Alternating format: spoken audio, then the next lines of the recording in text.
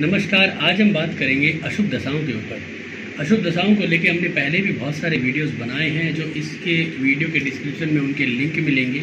और आज हम बात कर रहे हैं इस जन्म कुंडली में चंद्रमा की महादशा में राहु की अंतर्दशा के ऊपर। चंद्रमा की जो महादशा है वो क्या सिग्निफिकेट कर रही है, किस तरह से परिणाम मिल रहे हैं, और दूसरा उसके अंदर जो अंतर्दशाएँ आएगी। अभी हाल फिलहाल में हमें राहु की अंतर्दशा चल रही है, तो हम उसको कैसे प्रेडिक्ट करेंगे और किस तरह के परिणाम मिलेंगे, सभी चीज़ों को बारीकी से समझते हैं। सबसे महत्वपूर्ण क्या है कि ये जो पद्धति है जिस पे हम बात कर रहे हैं, जिस पे हम फलादेश कर रहे हैं, ये केपी एस्ट्रोलॉजी है, यानी कि कृष्णमूर्ति पद्धति। अब कृष्णमूर्ति पद्धति अगर आप सीखना चाहते हैं तो आपके इस वीडियो के डिस्क्रिप्शन में उसका लिंक है, और आई बटन यानी कि जो आपके वीडियो देख रहे हैं तो यहाँ पे एक आई बटन के अंदर उसका लिंक आ रहा है, जिसके ऊपर आप क्लिक करके पूरी की पूरी एक सीरीज है 50 से भी ज़्यादा वीडियोज़ की, उसके द्वारा आप सीख सकते हैं। पद्धति चाहे जो भी हो, हमें परिणामों से मतलब है, परिणाम अच्छे आने चाहिए। तो आइए शुरू करते हैं इस वीडियो को, और सब्सक्राइब जरूर करें मेरे इस यूट्यूब चैनल को। देखिए, आपके सामने एक कुंडली है, ये कर्क लगन की कुंडली है। लग्न के अंदर गुरु बैठा है। जब लग्न में गुरु आ जाता है और कर्क लगन में गुरु उच्च का होता है, यानी कि यहाँ पे जो है वो हंस नाम का पंच महापुरुष योग बन गया है। दूसरा जो लग्नेश चंद्रमा है वो मीन राशि के अंदर बैठा है 9वें स्थान में, यानी त्रिकोण का एक योग बन गया है। यानी लग्नेश और भागेश दोनों के दोनों अच्छी पोजीशन में आ गए हैं। गुरु की एक नवी दृष्टि जो है वो आ गई है चंद्रमा के ऊपर, तो गज केसरी योग का निर्माण हुआ है। गुरु जन्म कुंडली में 12 डिग्री पे है, तो मजबूती के साथ है। यहाँ पे अगर हम देखते हैं तो चंद्रमा के साथ जो है वो गुरु का राशि परिवर्तन भी है, तो कुंडली एक मजबूत हो रही है, राजयोग कारक कुंडली बन रही है, इसमें कोई शंका नहीं है। दूसरा कि जन्म कुंडली के अंदर अगर हम देखते हैं तो चंद्रमा के साथ केतु भी है, तो केतु वहाँ पे तनाव भी उत्पन्न करता है, धार्मिक चीज़ों की तरफ भी भेजता है, लेकिन दोनों के अंदर डिग्री का अंतराल ज़्यादा है, तो जिससे हम ये कहेंगे कि ये युति जो है सिर्फ एक युति है, यहाँ पे ग्रहण दोष का निर्माण नहीं हुआ है। अब इसके बाद अगर हम इसके सप्तम घर में, चौथे घर में जाते हैं, तो चौथे घर के अंदर बुध बैठा है 9 डिग्री का, तुला राशि में मंगल बैठा है, और आपका शुक्र बैठा है। शुक्र स्वराशि का है, तो मालव्य नाम का पंच महापुरुष योग बना था, यानी कि कुंडली बहुत मजबूत है। और राहु जो है वो तीसरे घर में है। तीसरे घर का राहु वैसे भी बहुत बढ़िया, लेकिन यहाँ पे थोड़ा सा इसको ग्रहण लगा है, लेकिन ये भी एक युति है, दोष नहीं लगा। कुल मिला के देखा जाए तो ये कुंडली बहुत ही मजबूत और एक ताकतवर, अच्छे धन संपत्ति वाली कुंडली बन जाती है। ये तो होती है बेसिक चीज़ें। अब हम बात करते हैं इसके फलादेश पे। जैसे कि अभी जातक को चंद्रमा की दशा लगी है 11 फरवरी 2021 को। चंद्रमा यहाँ पे हमें जो है वो सिग्निफिकेंस कर रहा है, 9वें घर के अंदर ऑक्यूपाई है और पहले घर का मालिक है। यहाँ पे चंद्रमा अनटैलेंटेड है और अपने ही सबलॉर्ड में है। यहाँ पे चंद्रमा किसी भी सबलॉर्ड का मालिक नहीं, यानी किसी भी कस्पल सबलॉर्ड का मालिक नहीं है। तो चंद्रमा यहाँ पे बुध के नक्षत्र में है और चंद्रमा अपने ही उप नक्षत्र में है। आइए देख लेते हैं चंद्रमा क्या सिग्निफिकेट करता है। जब हमारी कोई भी दशा चलती है तो उस दशा के अंदर जब भी कोई दशा स्वामी जो है, यानी महादशा नाथ जो है, वो जो प्रोमिस करता है वो पूरी दशा में हमें मिलता है। अगर वो महादशा का नाथ हमें कहता है तुम्हें लाभ मिलेगा तो लाभ, वो कहता है तुम्हें हानि तो हानि, स्ट्रगल तो स्ट्रगल। अब ये कौन हमें पूर्ण रूप से दे देगा? जैसे कि महादशा के नाथ ने कहा कि तुम्हें जो है मैं नुकसान दूंगा। अब महादशा के अंदर बहुत सारे ग्रहों की जो हैं वो दशाएं आएगी, यानी कि एक महादशा में 9 ग्रहों की दशा हैं, अंतर्दशाएं हैं। तो यहाँ पे क्या होगा कि जो अंतर्दशा अगर महादशा नाथ के साथ जो है मैच करेगी, जैसे कि महादशा ने कहा कि नुकसान, तो अंतर्दशा ने कहा नुकसान, तो फिर नुकसान होगा। तो महादशा से ज़्यादा ताकतवर है अंतर्दशा, और उससे ज़्यादा ताकतवर प्रत्यंतर दशा होती है। यहाँ पे महादशा नाथ कह रही है 4, 9, 3, 12 और 1। तो यहाँ पे मौज मस्ती है, घूमना फिरना है, आनंद है, लेकिन शांति है, चुपचाप है। थोड़ा सा माहौल में ये माने कि तनाव भी है, क्योंकि 4, 12 है ना, इसका मतलब क्या है कि ये चुपचाप है, शांति है। अगर इसमें 8 जुड़ जाएगा ना तो ये तनाव पैदा करता है। लेकिन यहाँ पे धन संपत्ति बहुत है, प्रॉपर्टी लेना, प्रॉपर्टी इन्वेस्टमेंट करना, घूमने फिरने की बहुत अच्छी अच्छी योजनाएं रहेगी। तो चंद्रमा कुल मिला के हमें अच्छा सिग्निफिकेंट कर रहा है। अब चंद्रमा जो है वो जन्म कुंडली में बुध के नक्षत्र में है। बुध जो है वो 3, 4, 3, 12 दे रहा है।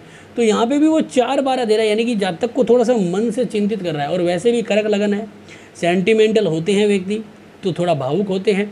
चंद्रमा मीन राशि में है, और मीन राशि भी जल तत्व राशि है, तो भाई उसकी दशा है, तो जातक थोड़ा सा तनाव में तो रहेगा। अब तनाव नहीं कहेंगे, इसे सेंटिमेंटल होता है, भावुक होता है। तो अगर उसके ऊपर किसी ग्रहों की दशाएं, दृष्टियां होती है, तो वो उसके परिणाम लेता है। जैसे कि सूर्य की दशा है, सूर्य क्या है, सूर्य की दृष्टि है, और सूर्य जो है वो जन्म कुंडली का मार्केश है। तो यहाँ पे 4 और 9 और 12 जो आ रहे हैं वो थोड़ा सा क्या कर रहे हैं, जातक को सुस्त कर रहे हैं, यानी कि मतलब थोड़ा सा उसके नेचर में वो जो लविंग केयरिंग वाला नेचर है वो नहीं नज़र आ रहा, लेकिन प्रॉपर्टी के, धन संपत्ति के बहुत सारे लाभ हमें मिलेंगे। अगर हम एजुकेशन के तौर पे देखते हैं तो ज़बरदस्त एजुकेशन के योग यहाँ पे बन रहे हैं। अब इसके बाद हम यहाँ पे देखते हैं कि चंद्रमा अपने ही उप नक्षत्र में फिर से 4, 9, 12 देता है। तो हमें कुल मिला के हम ये कह सकते हैं कि इस मादसा नाथ में हमें जो परिणाम मिलेंगे वो धन से संबंधित, शिक्षा से संबंधित, और इसमें एक परिणाम और जोड़ दें अगर जातक चाहे तो एक्स्ट्रा मैरिटल अफेयर भी, और इसके अंदर जो है वो हमें ये भी हो सकता है कि हमारा नेचर थोड़ा सा सुस्त और तनावपूर्ण भी रह सकता है। अब इसके अंदर आज की डेट में हमारे को जो दशा चल रही है वो चल रही है राहु की, यानी 14 जुलाई 2022 को राहु प्रारंभ हुआ है। अब राहु क्या परिणाम देगा, वो अगर चंद्रमा से सम्मिलित हो जाता है तो हम कहेंगे कि भाई अब ये परिणाम मिलेगा। तो चंद्रमा में राहु आता है तो वैसे भी दोनों नेचुरल अशुभ ग्रह होते हैं, यानी कि राहु और केतु अशुभ ग्रह होते हैं। चंद्रमा में आते हैं तो तनाव और सिकुड़न और कहीं ना कहीं असमंजस, दिमाग में नई नई मतलब परेशानियां या डर वो सब पैदा करता है, क्योंकि चंद्रमा डरपोक है। तो इस हिसाब से अब राहु यहाँ पे जन्म कुंडली के अंदर अगर हम देखते हैं तो ये राहु यहाँ पे हमारे को तीसरे और 12वें कस्पों का मालिक है, यानी तीसरा मतलब है कि कम्युनिकेशन, सूचना, मनोबल, 12वां खर्चा और इन्वेस्टमेंट, इन दोनों कस्प का मालिक है और तीसरे घर को अंदर बैठा है और सूर्य के नक्षत्र में और शनि के उप नक्षत्र में। राहु केतु शनि डेंट होते हैं। अब शनि आ गया, इसका मतलब थोड़ा सा जातक को डेंट लग गया है। अब यहाँ पे राहु जो है वो सूर्य के नक्षत्र में है। अब हम यहाँ को राहु को पूरा देखते हैं। राहु यहाँ पे क्या दे रहा है, 3, 3, 2, 9, 1, 4, 12। यहाँ पे हमें जो है वो महादशा नाथ के 4, 12 मिल गए हैं। तो 3, 3 है तो इसका मतलब कम्युनिकेशन भी है, 2 है तो अच्छा भी है, लेकिन यहाँ पे जो 9, 4 और 12 मिले हैं वो दिखाता है जातक चुपचाप रहेगा, जातक को घरेलू टेंशन या थोड़ा सा उसका जो नेचर है वो सुस्त रहेगा, तनाव बन सकता है। अब वो कौन बनाएगा, परतंत्रा बना सकता है या गोचर भी, हम गोचर को भी सम्मिलित कर रहे हैं इसमें। राहु जो है वो सूर्य के नक्षत्र में था, सूर्य हमें यहाँ पे 4, 3, 5, 10 और 2 दे रहा है, तो यहाँ पे 5 आ गया, ये बहुत बढ़िया है। इसका मतलब राहु की दिशा में इसका मौज मस्ती भी रहेगी। और शनि के उप नक्षत्र में तो शनि यहाँ पे हमें जो दे रहा है वो दे रहा है 4, 2, 4, 11, 7, 8। यहाँ पे क्या हुआ है कि 4 जो है वो सूर्य के जो 4 है उससे भी सपोर्ट मिला इस 4 को, और वो जो राहु के अंदर जो 4, 12 था उसको भी सपोर्ट मिल गया। तो 4, 12 के साथ ये हमने जब बताया था 8, तो यहाँ पे शनि ने जो 8 दिया ना, ये मानसिक तनाव।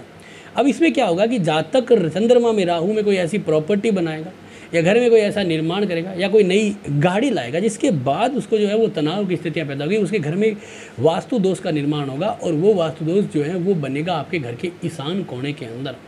यानी आप अपने घर के ईशान कोने को जो है वो कुछ तोड़फोड़ करोगे या कुछ रेनोवेट करोगे या वहाँ पे कोई ऐसा फर्नीचर बना लोगे जो उस कोने को ख़राब कर सकता है। जैसे कि मान लीजिए ईशान कोने में आपने एक डबल बेड बनाया और उसके अंदर आपने सामान रख दिया।